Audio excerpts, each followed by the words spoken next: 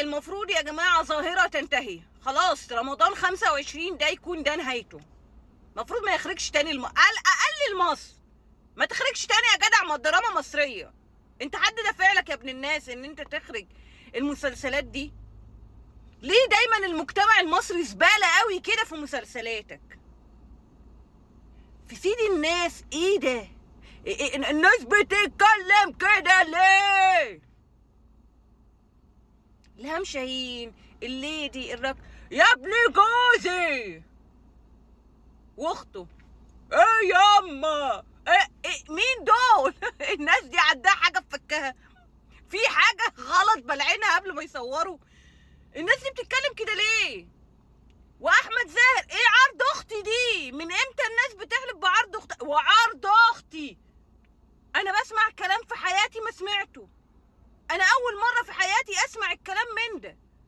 اول مره في حياتي اشوف البيئه المصريه بالتشوه ده.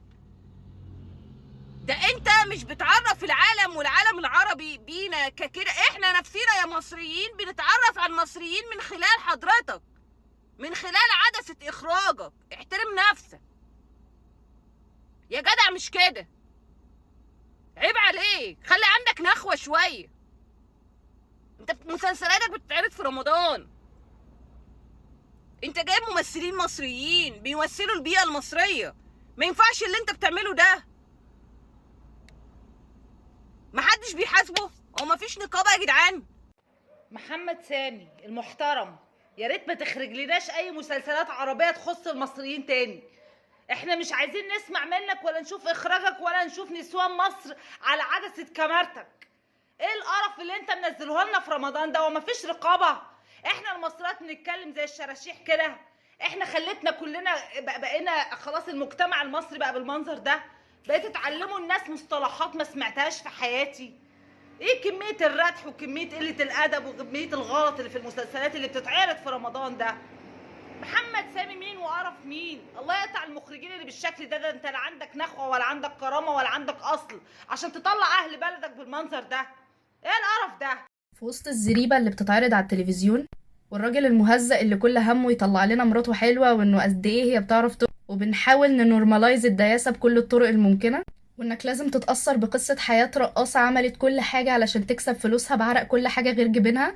وفي وسط الأداء المؤفر بتاع الصعايدة بتاع كل رمضان بتاع ايه هتقول ايه هتقول ايه، انتوا معلمينكوا صعيدي في الساحل الشمالي ولا ايه؟ وفي وسط ان الصعايدة لازم دايما يطلعوا تجار يا اما سلاح يا مخدرات، ما ينفعش يطلعوا تجار فاكهة، سلاح يا مخدرات بس.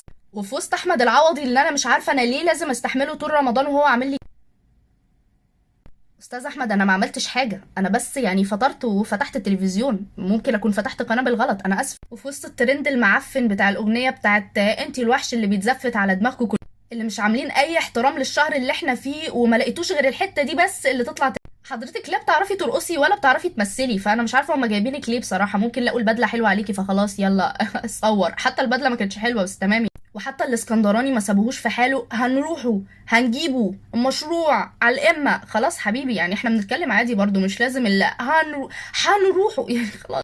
كل ده كوم. والمسلسل الزفت بتاع سيد الزفت اللي بيجي ده اللي هو عمرو سعد طول المسلسل كل ما يشوف مراته يعمل لها في ايه حضرتك؟ في ايه؟ هو انا فتحت التلفزيون عليكم بالغلط؟ سينما بجد بقت معفنه وتحسسك بالعار كده وانت قاعد بتتفرج، اللي هو في ايه؟ هو احنا يا اما بلطجيه يا اما شمامين يا اما تجار سلاح ومخدرات، يا اما يطلع لك عيله كلها بتنتف في شعور بعض واللي هو ما فيش واحد بس منهم نفد امه ربته بالغلط. انا مش فاهمه ازاي. وان الكوميديا بقى كلها يا اما ايحاءات يا اما قله ادب يا اما هتريق على شكل يا اما هتريق على بلد يا اما هتريق على لون. ايه القرف ده؟ وانه لازم طبعا اللعبه اللي بيلعبوها عليك من ساعه ما كنت لسه بتلبس بامبرز يطلع لك رجل الدين الوحيد المتدين في المسلسل عامل لك كده وعامل لك كده وبيضرب مراته وهيطلع اكتر واحد مش متربي وحقود في المسلسل. خلاص بقى يعني خلاص احنا عندنا رجال دين زي الفل على فكره، فله شمعه منوره يعني. بليز طلعونا من الحقبه دي. او ان انا ابقى مضطره ان كل يوم على الفطار اشوف رامز بيمخمط حد على السرير قدامي. مفيش مقلب غير اللي انت واخده في نفسك حضرتك. يعني انا بالنسبه لي رامز انتهى من ايام رامز قرش البحر، وخصوصا الحلقه بتاعت احمد السقا بعديها ما جاش رامز تاني. في وسط كل ده بجد لما شفت الحلقة بتاعت الغاوي النهاردة بتاعت أحمد مكي، وبعيدا عن ان انا من انصار ومحبين وكل حاجة أحمد مكي ومنذ نعومة أظافري، ولكن انا لما شفتها النهاردة حسيت اللي هو سينما نظيفة مش معقول. يعني انا كنت فقدت الامل في كل ترددات التلفزيون.